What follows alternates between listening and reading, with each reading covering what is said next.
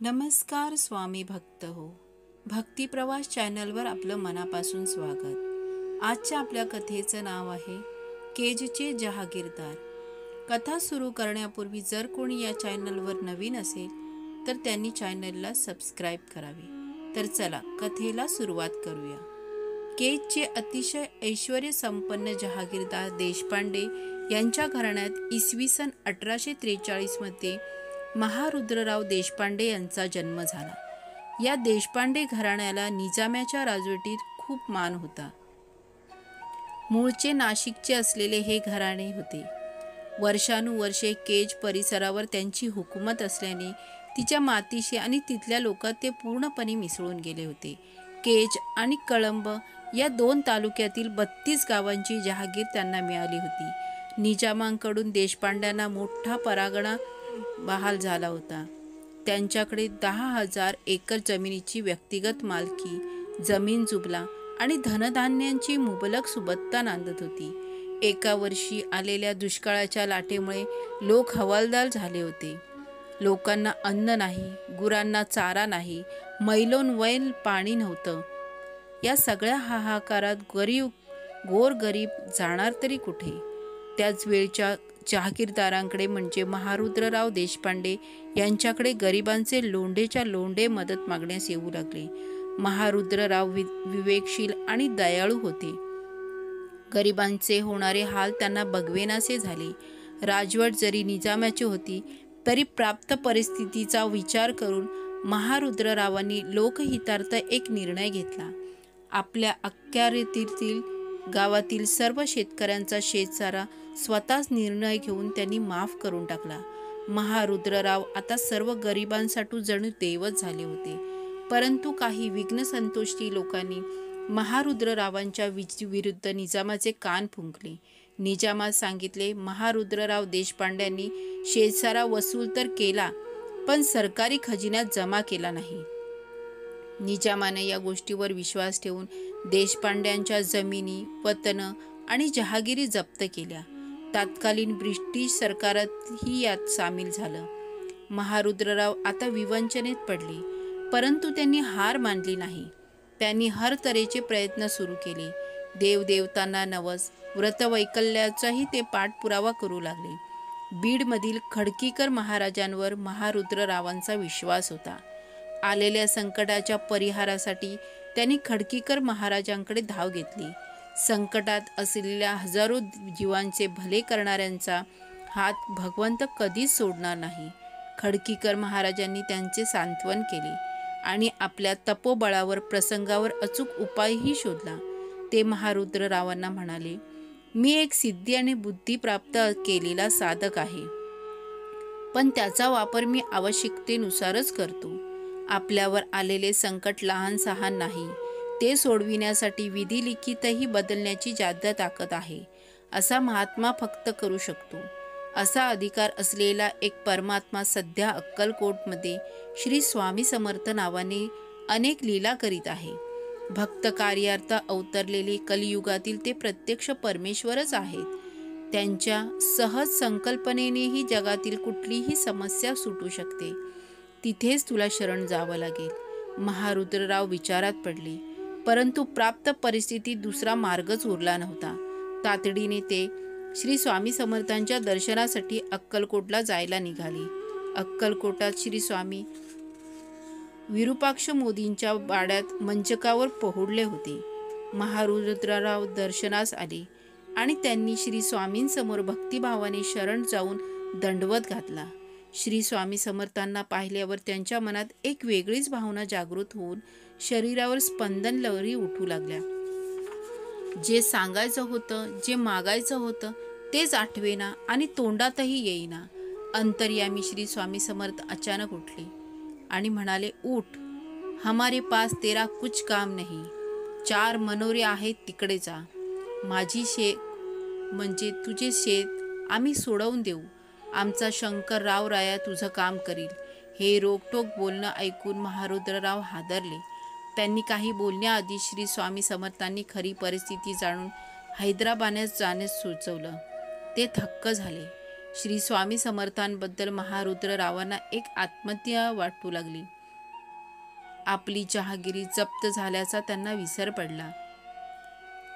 या भौतिक जहागिरीपेक्षा श्री स्वामी समर्थांकडून आपल्याला परमार्थांची जहागीर मिळेल का, असा विचार वारंवार त्यांच्या मनात येऊ लागला. परंतु श्री स्वामींची आज्ञा निजाम दरबारात हैदराबादेचा अशी असल्याने त्यांनी श्री स्वामी समर्थांची आज्ञा घेऊन निजाम दरबारचा रस्ता धरला. निजाम दरबारी श्री स्वामी भक्त शंकर रावराया हे सरदार सेवेत असल्याने श्री स्वामी समर्थांनी महारुद्ररावांना हैदराबादला जायला सांगितलं होतं.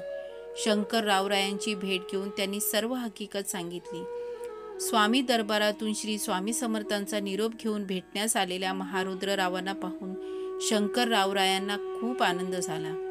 शंकर रावरायांनी निजामाकडे महारुद्ररावांसाठी मध्यस्थी केली आणि त्यांच्यावरची जप्ती उठवली. जहागिरी परत मिळाली. निजाम दरबारात मानाची जागा देखील मिळाली.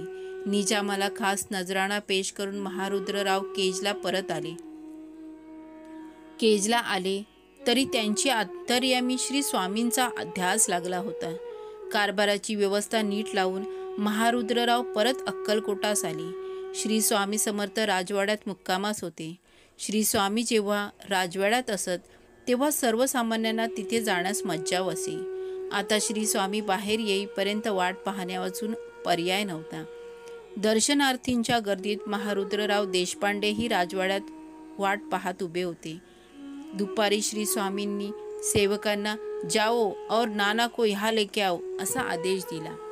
सेवेकरी मंडळी राजवाड्यांबाहेर येऊन नाना नावाच्या माणसाची चौकशी करू लागली. खाजगीतल्या लोकांशिवाय महारुद्ररावांचे नाना हे नाव कोणासही माहीत नव्हते. महारुद्ररावास तर आश्चर्याचा धक्काच बसला. त्यांनी श्री स्वामींचं दर्शन घेतल्यानंतरच अन्नपाणी ग्रहण करण्याचा संकल्प केला होता. त्यांची जाण श्री स्वामींच्या अंतरंगात होती. सेवेकऱ्यांनी सन्मानाने महारुद्रराव उर्फ नानासाहेबांना राजवाड्याच्या आत श्री स्वामी समर्थांच्या दर्शनास नेलं. श्री स्वामी समर्थांना पाहताच नानासाहेबांना गहिवरून आलं आणि भावना वेगात ते श्री स्वामींच्या पायावर कोसळले. श्री स्वामी कडाडले, नाना हमको क्यों सताता है? तेरा खेत छुड़ा कर दिया तो भी पीछे पीछे आता है. असं म्हणून ते पाषाणाचा मोठा गोटा नानासाहेबांना फेकून मारला. श्री स्वामींनी पायात घातलेले आपले जोधपुरी जोडे काढून नानांवर फेकले. देहभान विरहित नाना आता अगदी श्री स्वामी समर्थांच्या जवळ होते. एक दंड उचलून श्री स्वामींनी नानांना मारला आणि भिरकावून दिला. श्री स्वामींच्या लीला अशा विपरीत आणि विचित्रच असत. नानांना आता आपल्या भाग्यावर विश्वासच बसत नव्हता. नानांनी आनंदाने तो दगडी गोटा, श्री स्वामी समर्थांचे जोधपुरी जोडे आणि फेकून मारलेला दंड घेऊन केजला परत येण्याचा निर्णय घेतला. त्यानंतर महारुद्रराव तथा नानासाहेब देशपांडे वरचेवर अक्कलकोटा श्री स्वामींच्या दर्शनास आणि सेवेत रुजू होऊ लागले. श्री स्वामींनी त्यांना आपल्या परमार्थाच्या साम्राज्यातील जणू जहागिरीच दिली होती. पंढरपूरच्या पांडुरंगाचे भक्त असलेल्या नानांना आता जळी स्थळी काष्टी पाशांनी फक्त श्री स्वामी समर्थच दिसू लागले. अक्कलकोटातील बाळकृष्ण बुवा ग्रामजोशी यांच्या घरात रीतसर स्थापन झालेल्या मठात श्री स्वामी समर्थांनी नानांना त्यांच्या कुलदेवतेचं म्हणजे श्री पांडुरंगाच्या रूपात दर्शन देऊन कृतार्थ केलं. नानांनी आनंदून अक्कलकोटात सहस्त्र भोजन जेवण घातलं. केज इथे नाना परत गेल्यावर अतिशय निर्लस आणि निस्पृह भावनेने आपली जहागिरी सांभाळत होते. केज इथे नानांकडे काही बांधकाम चाललं होतं. उत्खननावेळी भूमीमध्ये अचानक द्रव्याचे प्रचंड हंडे सापडले. नानांचा उत्कर्ष वाढत चालला. नानासाहेबांना कळून चुकलं होतं की श्री स्वामी समर्थ हे एकमेव दैवत आहेत. आपल्या हयातीत त्यांच्या मठाची स्थापना आपल्या गावी केज इथे करून सद्गुरू श्री स्वामी समर्थांची ध्वजा उभी करावी अशी त्यांच्या मनात इच्छा पल्लवी झाली. परंतु यासाठी श्री स्वामी समर्थांच्या आज्ञेची आवश्यकता होती. समस्त देशपांडे कुटुंबीय अक्कलकोटमध्ये येऊन ग्रामजोशांकडे उतरले. अचानक नानासाहेबांची तब्येत इतकी बिघडली की आता जगतात की नाही अशी स्थिती निर्माण झाली.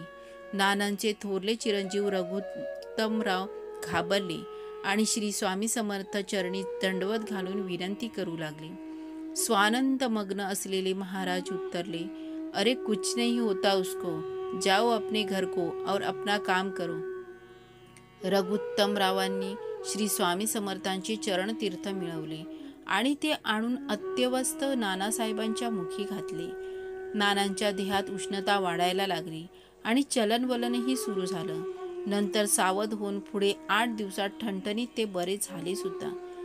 समस्त देशपांडे कुटुंबीय अत्यंत आनंदून गेले. सर्वजण श्री स्वामी समर्थांच्या दर्शनास आले.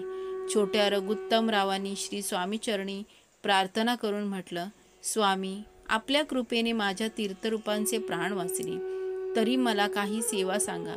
आपल्या चरणी 10,000 रौप्य मुद्रा अर्पण करावायचा माझा संकल्प आहे.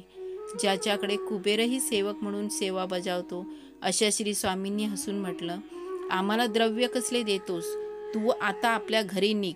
हा दगड तुझ्या घराच्या उकिरड्यावर नेऊन ठेव. श्री स्वामी समर्थ निर्देश करत असलेला तो दगड म्हणजे सुंदम संगमरवरी पादुका होत्या. अशा रीतीने सहजपणे रघुत्तम रावांना श्री स्वामींकडून केज इथे बांधण्यात येणाऱ्या मठासाठी पादुकांची प्राप्ती झाली होती. नानासाहेब एकदा अक्कलकोटात येऊन श्री स्वामी समर्थांची सेवा करण्यास राहिले होते.